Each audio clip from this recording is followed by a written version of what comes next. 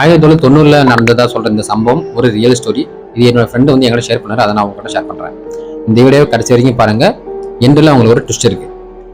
என்ன ட்விஸ்ட்னு கேட்டீங்கன்னா ஃபுல்லா பாருங்க, லாஸ்ட் தெரியும்.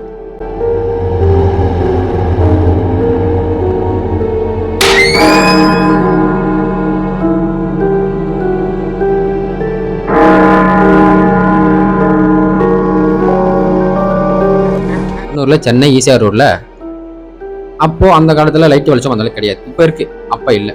ஒரு கார் டிரைவர் என்ன பண்றாருன்னா, சென்னையில வேலை செஞ்சுட்டு சொந்த ஊருக்கு வீக்கெண்டில் ஊர் வந்திருக்காரு.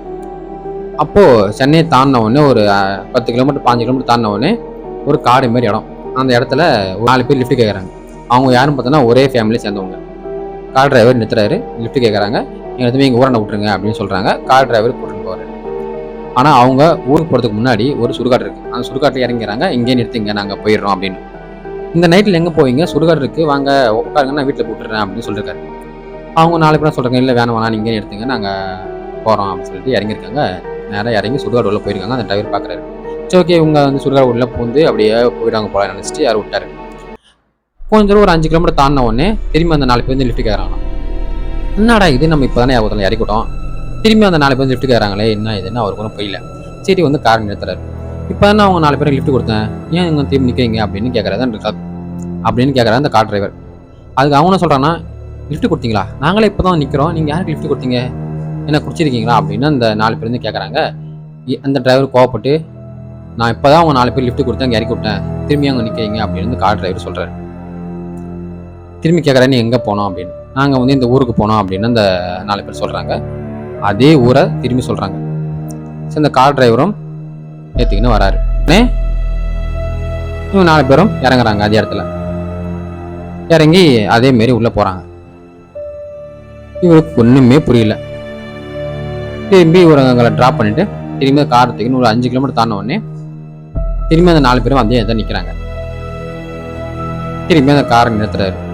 இப்பதான் அவங்க லிஃப்ட் கொடுத்து 2 வாட்டி எங்க லிஃப்ட் கொடுத்து உங்களை இறக்கி விட்டேன், மீண்டும் மீண்டும் ஏன் அங்கே நிக்கிறீங்க, யார் நீங்க, என்ன வேணும் அப்படின்னு கேட்குறாரு. அவங்க எதுவுமே பேசாம சைலண்டா 4 பேர் வந்து கார்ல ஏறிக்கினாங்க. இவர்கிட்ட பர்மிஷன் கேட்கவே இல்லை. அவங்களும் 4 பேர் வந்து கார்ல ஏறிக்கினாங்களாம். ஏறின உடனே நான் சொல்றது போ அப்படின்னு சொல்லிக்கிறாங்க 4 பேரும். அவரு போயிருக்காரு. அதே மாரி ஒரு 5 கிலோமீட்டர் தாண்டின உடனே அதே 4 பேர் வந்து லிஃப்ட் கேட்கறாங்களாம். பின்னாடி சீட்ல 4 பேர் இருக்காங்க, எதிர்க்கு 4 பேர் இருக்காங்க. இவருக்கு பயத்துல ஒன்றுமே புரியல, என்ன பேசுறது என்ன பண்றது ஒன்றுமே புரியல. ரொம்ப பயந்து போயிருக்காரு. 4வது கூட்டத்துல 5ஆவதா ஒரு ஆள் நிற்கிறாரு. நீங்க 4 பேர் தான் இங்க நின்னீங்க, ஏதாவது ஆள் யாரு அப்படின்னு இந்த கார் டிரைவர் கேட்கறாரு.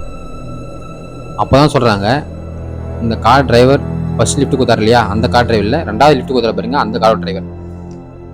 ஃபர்ஸ்ட் லிஃப்ட் கொடுத்த கார் டிரைவர் அவர் ஒரு கார் வச்சுக்கின்னு டிராவல்ஸ் பண்றாரு. அந்த டிராவல்ஸ்ல இவங்க 4 பேரும் ஒரு கோயிலுக்கு போயிருக்காங்க. அப்போ அந்த கார் ஆக்சிடென்ட் ஆகி அவங்க 4 பேருமே இறந்து போயிருக்காங்க. அந்த டிரைவர் பழிச்சிடுறாங்க. ஏன் அந்த டிரைவர் சாவடிச்சாங்கன்னா, வந்து குடிச்சிருந்தாரு தான் எங்களை போய் சாவடிச்சாரு அப்படின்னு நாங்கள் பழி வாங்கிறதுக்காக தான் இவரை சாவடிச்சோம் அப்படின்னு அந்த உண்மை வெளியே வருது. அதோட அந்த கார் டிரைவர் அந்த ரோடு பக்கம் போறதே நிறுத்திட்டாராம்.